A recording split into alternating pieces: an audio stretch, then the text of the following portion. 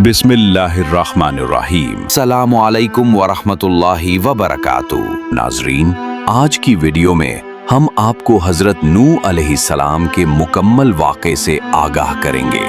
उनकी तबलीग, कश्ती बनाने और अज़ाब इलाही के नाजिल होने तक की तफसीलात।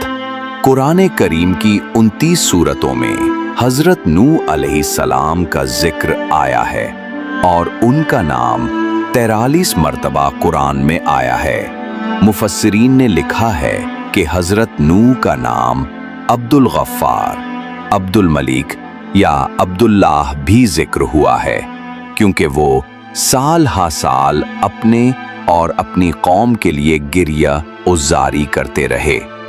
आपके वालिद का नाम लामक, दादा का नाम मतोशलख और परदादा का नाम हज़रत इदरीस बताया जाता है।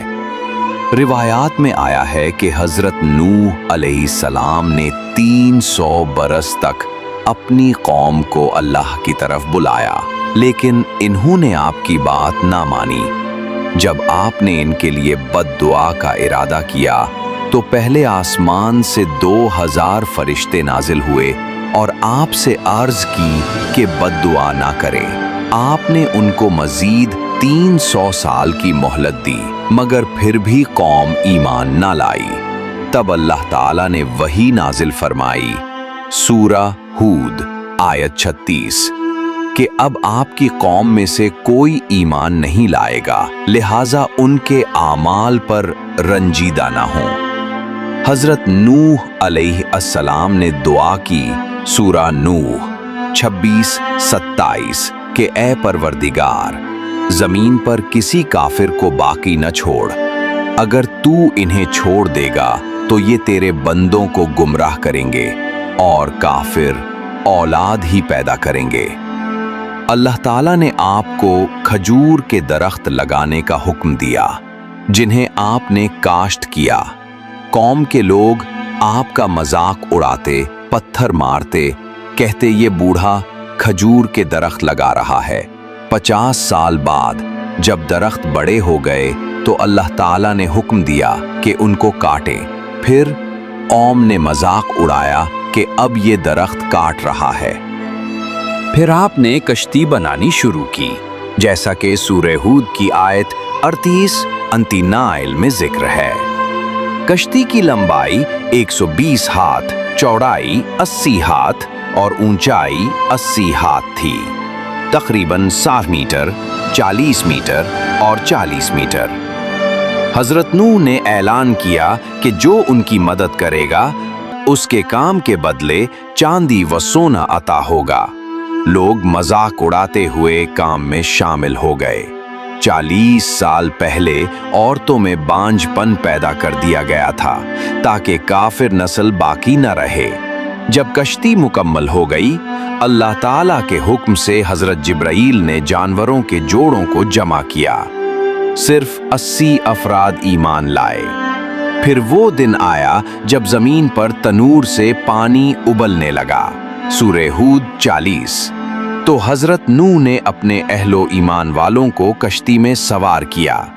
अल्लाह ताला ने फरमाया, बिस्मिल्लाहि मजरीहा व मरसाहा, यानी कश्ती का चलना और ठहरना मेरे ही नाम से है। हज़रत नूह ने अपने बेटे को देखा जो काफिर था और उसे कश्ती में सवार होने की दावत दी, मगर उसने इनकार किया। उसने कहा, मैं पहाड़ पर चढ़कर बच जाऊंगा। लेकिन हज़रत नूह ने फरमाया कि आज कोई नहीं बच सकता, सिर्फ वही जिस पर अल्लाह रहम करे। कश्ती मौजों के दरमियान चलती रही, यहाँ तक कि मक्के पहुँच गई और बैतुल्लाह का तवाफ किया, क्योंकि बाकी सारी ज़मीन गर्क हो चुकी थी। 40 दिन तक बारिश होती रही। फिर हज़रत नूह ने दुआ की। अल्लाह ने ज़मीन को हुक्म दिया कि पानी जज़ब कर ले, सूरह हूद 44, और आसमान को रुकने का हुक्म दिया। कश्ती जूदी पहाड़ पर ठहरी, जो इराक, शाम या मूसल के करीब वाक़े है। हज़रत नूह को हुक्म दिया गया कि उतरो हमारी तरफ से सलामती और बरकतों के साथ। आप कश्ती से उतरे। 80 مومنوں کے ساتھ ایک بستی کی بنیاد رکھی۔ آپ کے 3 بیٹے سام، حام اور یافس بھی کشتی میں سوار تھے۔ ان تینوں کی نسل سے آج کی تمام انسانی نسل وجود میں آئی۔ حضرت نوح کی عمر روایات کے مطابق 2500 سال تھی۔ ان 950 سال قوم کو دعوت دینے میں، 200 سال کشتی کی تیاری، 500 سال طوفان کے بعد کی زندگی۔ آخر کار جب ملک الموت آئے تو حضرت نوح نے فرمایا، میری زندگی تو دھوپ سے سائے میں جانے جتنی مختصر تھی۔ پھر ملک الموت نے آپ کی روح قبض کر لی۔ اگر آپ کو یہ ویڈیو پسند آئی ہو تو لائک کریں، شیئر کریں اور ہمارے چینل کو سبسکرائب کریں۔ ہماری اگلی اسلامی معلوماتی ویڈیوز کے لیے ہمارے ساتھ جڑے رہیں۔ جزاکم اللہ خیرا۔ السلام علیکم ورحمۃ اللہ وبرکاتہ۔